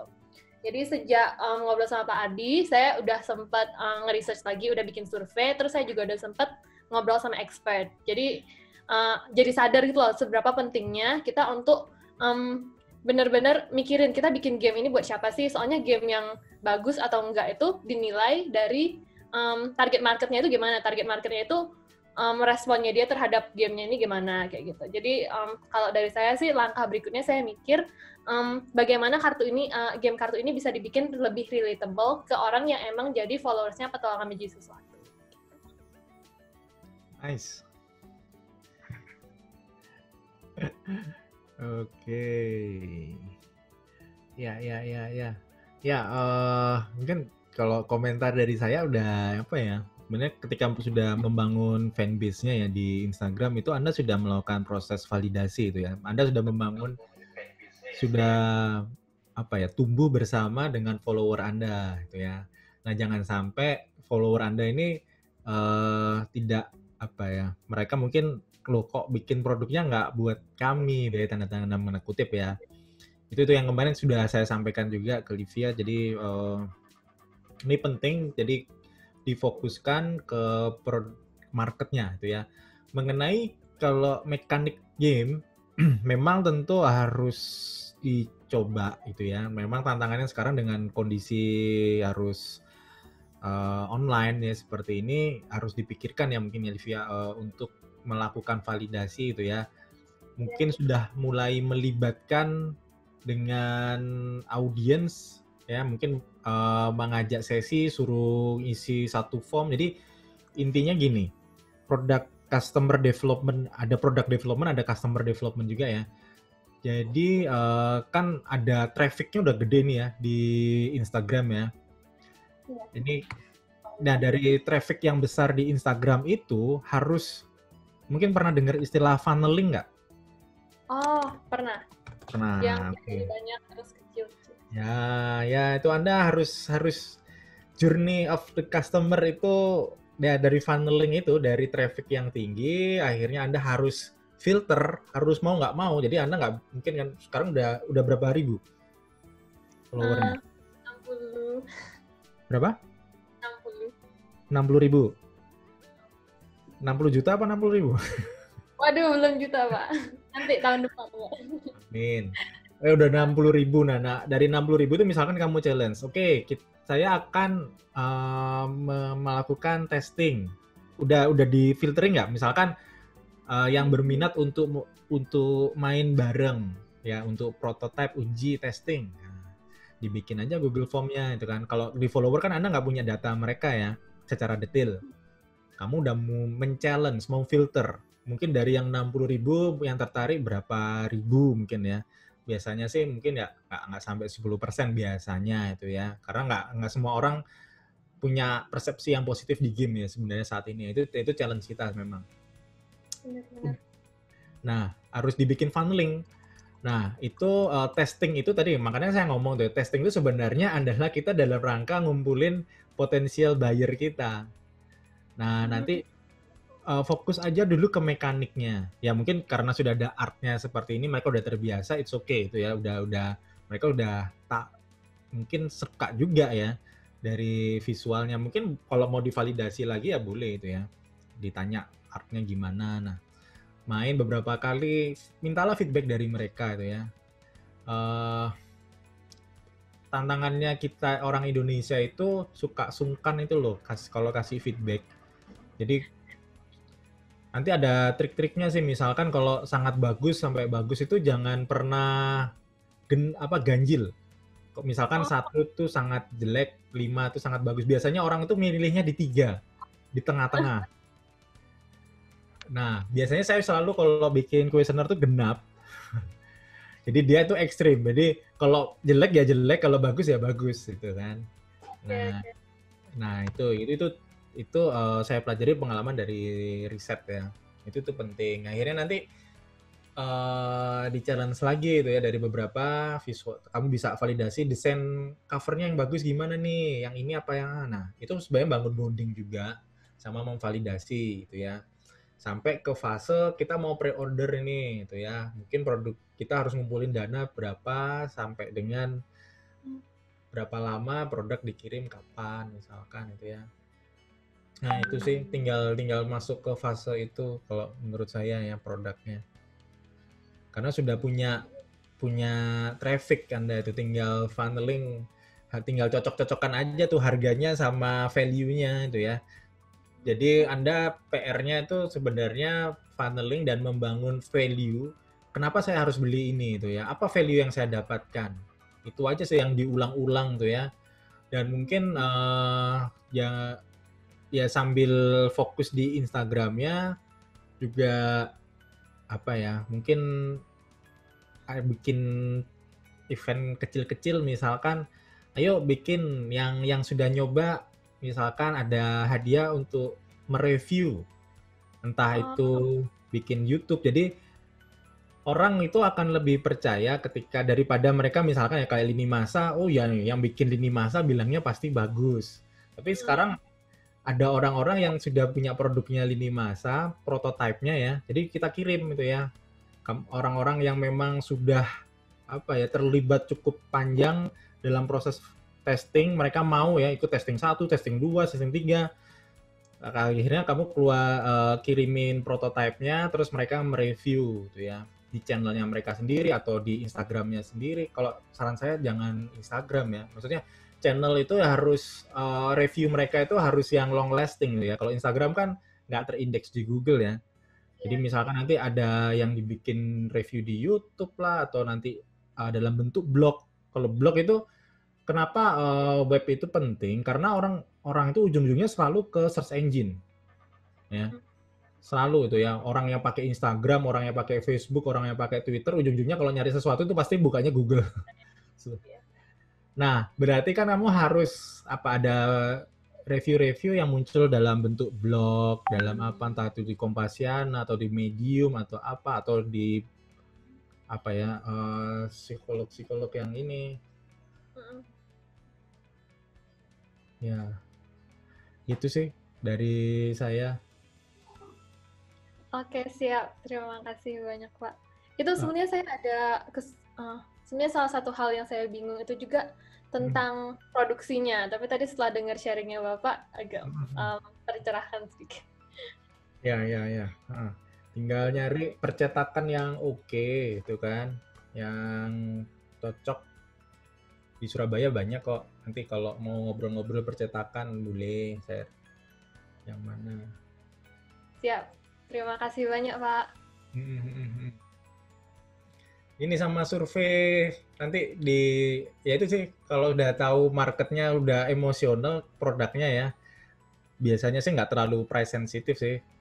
Jadi misalkan dia sudah ngerasa oke, ini produknya ya sama sih kayak tadi sebelumnya yang bahasa Korea ya. Siapa tadi lupa namanya, catat. Ya pokoknya kalau orang itu merasa ini memberi value ya ini. Terus expert tadi ya misalkan udah ditanya dikasih terus dia suruh review ya. Karena tadi saya sampaikan itu tips penting banget membangun integrity authority kok integrity. Jadi ada psikolog yang misalkan itu ya psikolog siapa nggak terkenal nggak apa-apa itu ya, tapi dia bilang tapi yang penting ada tulisannya siapa psikolog.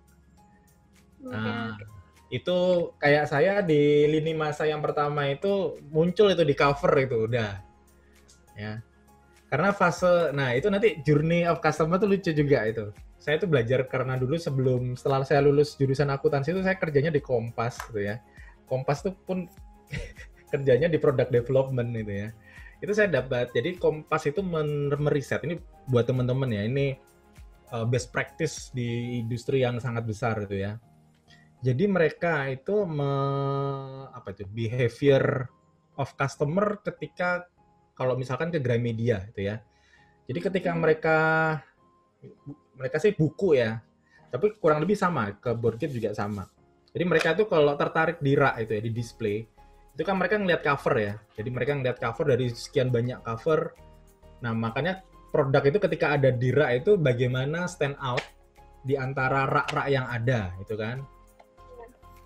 Tapi kan kalau jualannya online nggak merasa pusing. Tapi intinya orang itu ada fase, mungkin kalau online fasenya kan dari visual dulu, covernya harus menarik, atau value-nya harus menarik, terus hingga dia akhirnya mencari tahu lebih banyak. Kalau dia sudah sampai misalkan 3 atau 4 tahap pencarian informasi dari produkmu, itu biasanya dia pasti beli.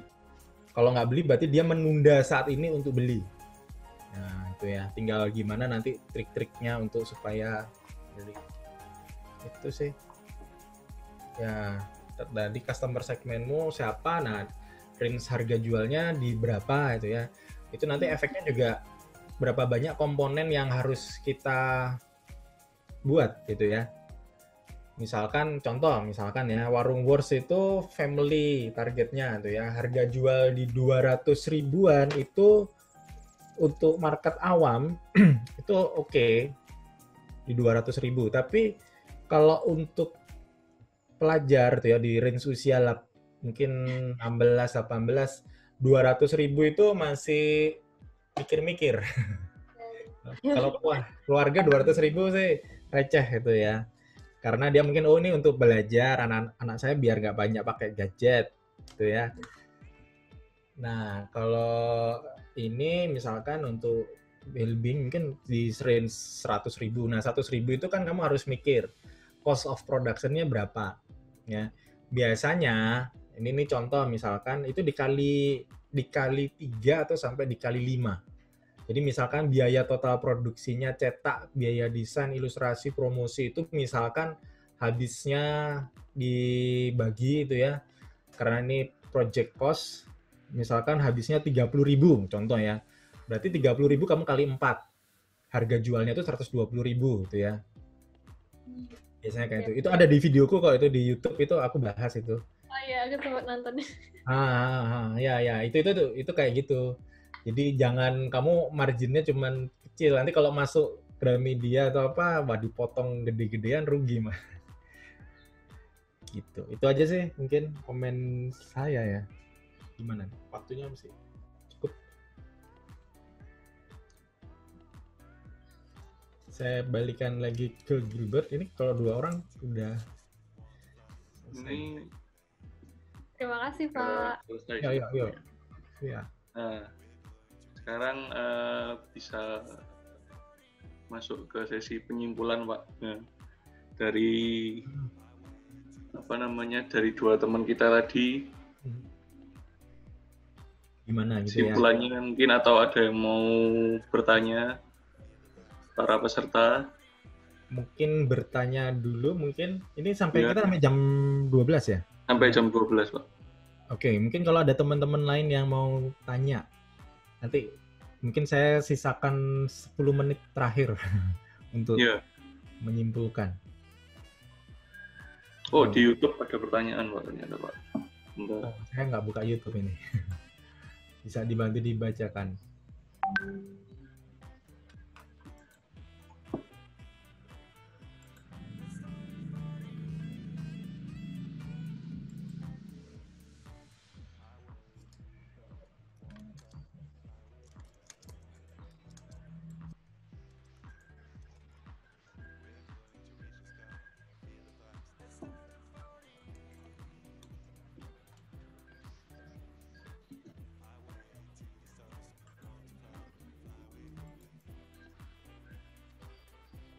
Tadi bantu dibacakan, Gilbert? Oh iya, bentar. Lagi baca. Tarik ini. Oke. Aku nggak tahu linknya ini. Bisa dibantu share link. Oh iya. Ini apa saya share screen aja ya? Oh, moga-moga kebaca bagus ya. Nggak apa-apa sih, silakan. Ini nanti kayak gambar dalam gambar. Oh iya, bentar. Saya tarik ini. Ntar kayak Inception. Aku nggak tahu linknya ini. Bisa dibantu share link. Oh iya. Ini apa saya share screen aja ya? Oh, nggak bisa. Kalau di share screen gema jadi. Bentar. Iya, nggak apa pasti.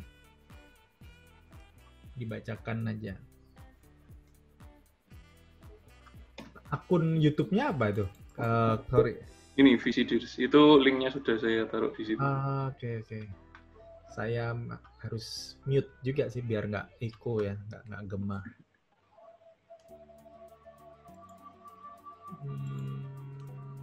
Oh, bagaimana cara atau guideline cepat dan tidak mahal untuk melakukan research customer? Guideline yang nggak mahal. Anda bikin status aja misalkan, tapi jangan status personal ya. Maksudnya Anda masuk di sebuah grup apa, misalkan produk Anda kuliner gitu ya. Terus Anda misalkan pengen tahu masakan Korea, ya. Anda pengen bikin kuliner Korea misalkan ya. Nah, Anda masuk grup kuliner Surabaya, itu kan ramai itu ya, ratusan ribu. Terus Anda tanya, pilih mana nih? Apa misalkan kimchi atau apa itu ya yang paling disukai teman-teman grup ini itu ya, sambil menyapa itu ya. Nanti kan direspon tuh ya. Udah itu gampang kan itu. Anda sudah tahu itu membaca selera. Cara paling gampang kedua, buka Google Trend. Itu fasilitas gratis ya, Google Trend. Ketik aja Google Trend, nanti di Google ngasih tahu linknya, diketik itu Anda nanti tinggal masukkan kata kunci apa yang lagi tren gitu ya. Jadi misalkan Anda lagi nyari kata kunci terkait produk Anda, misalkan board game misalkan ya, ketik aja board game. Anda bisa nanti tahu kota mana yang paling banyak menggunakan kata kunci board game. Lebih banyak mana board spasi game atau board game. Nah, itu bisa nanti kita compare tuh ya datanya. Nah, itu paling gampang. Itu fasilitas gratisan dari Google yang tapi powerful. Kalau Anda punya fanpage, bisa sih kayak pura-pura bikin iklan, nanti nyari dia, Facebook itu ngasih tahu berapa banyak orang yang mencari. Itu yang paling gampang. Itu yang sering saya lakukan. Itu. Mencari tahu berapa besar kolam ini ya, ikannya berapa banyak sih di kolam ini itu kan. Itu. Atau Anda mau pakai Instagram, hashtag apa, Anda harus tahu tuh. Nyari hashtag. Itu kan kita tahu ya berapa banyak orang yang menggunakan hashtag itu ya. Itu ya. Oh ya tadi tips juga buat dua temen-temen tadi yang udah bikin, udah harus disiapin tuh hashtag. Saya waktu bikin Warung Wars Lini Masa itu hashtag udah pada saat product development udah ada, udah disosialisasikan juga. Jadi kita ketika posting harus konsisten. Cuman kadang ya harus disiplin sih. Tapi kadang orang-orang kan bikin hashtag sendiri ya. Tapi yang penting tuh kita sudah ada dulu tuh. Jadi ketika saya bikin hashtag Warung Wars, orang lain yang ketika foto Warung Wars itu terus kan dia ngetik hashtagnya tuh kan. Terus kan keluar tuh kan yang direkomendasikan. Nah, jadi nanti dia dipakai juga. Nah.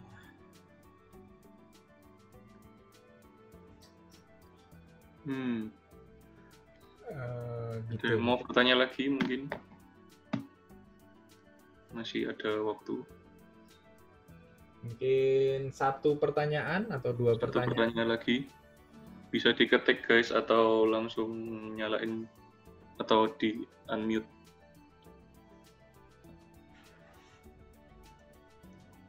Atau raise hand aja biar nanti tak unmutein.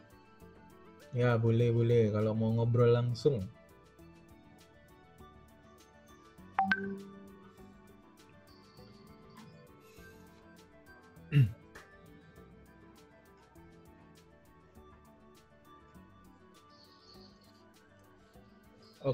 Oke, jadi ini ada yang mau nanya ini. Oh, oke, silakan. Mana Nicholas Eric?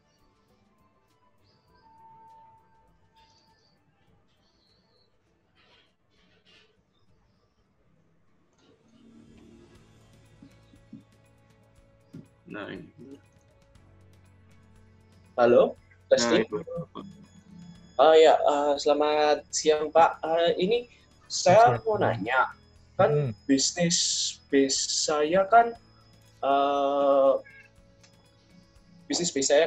itu pembuatan cosplay. Salah satunya itu membuat cosplay dengan 3D printed material. Nah, kondisi pandemi ini kan aku kan nggak ada kerjaan juga. Jadi kan aku lebih fokus ke produk prototyping atau development. Nah, sini salah satunya saya dapat request dari teman saya yang ada di Thailand, itu dia minta pembuatan semacam pengganti arcade stick di konsol gamenya dia, jadi dijadikan keyboard supaya dia bisa ganti sticknya tanpa harus motong. Nah, ini aku cuma bingung dalam pricing range, soalnya kan aku bukan pertama kali yang buat ini, soalnya kan banyak yang kayak dari luar, contohnya US ada yang juga buat, cuma dia minta ke aku itu karena satu kan dari Indonesia juga, kedua itu lebih dekat. Nah, ini salah satunya itu untuk menentukan pricing produknya, Pak. Soalnya meskipun produk development sudah fit, kan akhirnya pasti akan berapa orang itu akan beli berapa. Soalnya kan ini aku juga ingin bersaing dengan market yang ada di US. Iya. Gitu, Pak. Secara Kalau ilmunya di akuntansi, ini orang akuntansi soalnya, kebetulan tahu tuh ya, ada dua pendekatan tuh ya. Jadi Anda menentukan pricing itu berdasarkan market. Jadi kompetitor itu pasang harga berapa. Nah, Anda bermain juga di situ itu ya. Entah di bawahnya kalau mau bersaing atau di atasnya. Atau Anda lebih mengejar dari sisi costing gitu ya. Market ini kita bisa bermain di segmentasi ya. Jadi kalau apa yang membuat harga Anda premium. Jadi nggak harus selalu harga di bawah harga pasaran ya. Tetapi harga di atas harga pasaran itu juga bisa lebih bagus ya. Selama Anda bisa deliver value yang baik. Misalkan ini materialnya nggak mungkin kan bahannya 3D print itu kan ada PLA, ada yang ini itu ada yang PETG, TPU. Aku sudah beberapa eksperimen juga. Nah, itu kan kalau kamu mau main di market yang premium, harganya mahal, market premium itu memang kecil. Ya kalau di dalam piramida itu dia di atas gitu ya. Karakteristik customer-nya juga beda-beda itu ya. Mereka mau bayar mahal selama produkmu itu memang durability-nya cukup bagus gitu ya. Shipment-nya aman. Nah, tapi itu harus dicari tahu juga. Paham ya? Seperti itu ya, kurang lebih ya. Jadi tetap yang saya sampaikan tadi sebenarnya product development yang diikuti dengan customer development itu yang lebih efektif gitu ya. Jadi cari tahu ketika Anda misalkan mau bermain di market premium atau market yang medium atau yang di low cost gitu ya. Itu pendekatannya beda-beda dan penentuan pricing-nya tentu berbeda. Ya. Kalau saat ini kamu memang skala ekonomi, artinya kalau di orang accounting tuh ya secara bisnis secara umum lah ya, ketika kita bisa memproduksi banyak kan harganya bisa murah. Nah, kamu kemampuannya ada di mana itu ya. Jangankan nggak bisa dipaksakan ya. Kalau memang kamu saat ini nggak bisa scale up produksi dalam jumlah massal, ya kan mau nggak mau akhirnya harus bermain di premium. Ya sama lah kayak tas-tas atau sepatu yang branded, itu kan yang harganya puluhan juta bahkan ratusan juta. Itu kan dia jadi mahal karena handmade itu kan. Dan ada marketnya itu ya, marketnya nggak banyak, tapi mereka punya duit itu ya. Dan mereka nggak biasanya sih nggak cerewet itu ya. Biasanya nih yang medium yang ke bawah itu udah murah, contohnya cerewet. Kayak saya ini ya contohnya itu ya. Itu sih, jadi penentuan pricing-nya kalau saran saya, apalagi ini produk yang bukan, saya nggak tahu marketnya ya, apakah ini produk yang massal atau bagaimana. Nah, coba dicari tahu tuh ya. Kayaknya kalau untuk konsol kan udah masuk ini ya luxury goods ya, barang mewah kan. Nah biasanya mereka nggak terlalu sensitif dengan kamu mau murah apa nggak. Pokoknya hitungannya selama biaya cost of productionmu itu udah murah, kamu mau ambil marginnya ya tinggal kamu hitung sendiri sih. Begitu. Soalnya kan ini juga sih Pak, maunya aku ingin melawan kayak market di US. Rencana dengan harga yang lebih murah. Itu karena salah satunya kalau aku lihat Apa yang membuat dia mahal? Itu aku pertama kali lihat produknya. Semua produknya dia tuh custom sendiri, di mana kayak let's say itu nggak bisa banyak diproduksi massal. Itu adalah salah satu yang membuat dia mahal. Itu yang aku akui. Tapi kedua yang membuat dia mahal juga kan, dia kan dari barnya dari US. Jadi kan kayak shipping fee-nya ke US ke Asia kan benar-benar mahal. Jadi kayak orang-orang itu masih temanku yang di sana masih pikir apakah kayak mau berani habis uang segini tahu untuk cuma ini saja. Soalnya kayak kayak let's say kos kirimnya lebih mahal. 50% kayak uangnya itu udah untuk shipping, dan itu nggak, totalnya sudah kayak lebih dari budgetnya yang dia inginkan, teman. Ya. Waktu itu ada rencana untuk ngelawan di harga bawahnya dia. Itu salah satunya. Kalau karena kamu menang karena ongkos kirim aja kan? Iya, ongkos kirim juga. Ini aku masih kan udah ada hitungannya, jadi masih mikir. Intinya gini, ketika kamu mau perang harga, itu kamu istilahnya tuh kalau di politik itu zero sambur ya, sama-sama harus siap berdarah-darah semua kalau main di harga itu. Ya intinya ada konsekuensi, bukan itu jelek ya, kayak market handphone yang low end itu kan gila-gilaan itu kan persaingan harganya itu ya, nggak cuma persaingan harga, sampai persaingan mencuri menghijack orang-orang dari perusahaan kompetitor itu ya, itu sampai sekor itu. Nah, kamu harus siap sampai ke situ itu ya, sampai sejauh mana pricing war yang akan kamu lakukan itu kan. Itu aja sih kalau saran saya. Jadi sebenarnya kamu udah tahu apa yang akan kamu hadapi kan. Nah, tinggal dicoba aja, karena kalau nggak dicoba ya kamu nggak akan pernah belajar. Itu aja sih. Sia-sia jadinya. Nggak ada yang sia-sia kok, serius. Ya, itu pengalaman. Karena kalau kamu nggak lakukan, kamu nggak akan pernah tahu kan, nggak pernah belajar. Itu harus respect harus brandnya. Oke. Sudah. Terima kasih ya, Pak. Yuk. Ya. Jadi kesimpulannya kalau buat teman-teman yang product development ini butuh survei ya Pak ya. Jadi sebelum mengenal pasar, mereka harus survei dan sekaligus mengumpulkan massa biar kita diikuti stepnya. Nanti buat teman-teman yang mau tanya lagi bisa langsung tanya-tanya ke Pak Adi Cipta di Instagram atau nonton YouTube-nya juga. Sesinya sudah selesai, mungkin ada foto-foto ini tulisannya ya. Sudah. Oke. Thank you buat teman-teman yang sudah berpartisipasi, dan terima kasih juga Pak Adi Cipta sudah mau jadi pembicara pada hari ini. Ya, sama-sama. Oke. Acaranya selesai. Nanti yang product development balik ya guys. Ntar dikasih tahu di Discord. Bye-bye. Thank you, Pak Adi. Iya, Pak. Sama-sama, Pak. Ini saya nanti masuk lagi ya, atau gimana, Pak? Lupa. Nanti masuk lagi, nanti ada alamatnya, kita update. Oke, siap, Pak. Thank you. Ya, Pak, ya. Saya live dulu ya nih, Pak ya. Break. Ya, terima kasih. Iya, Pak. Saya meeting dulu.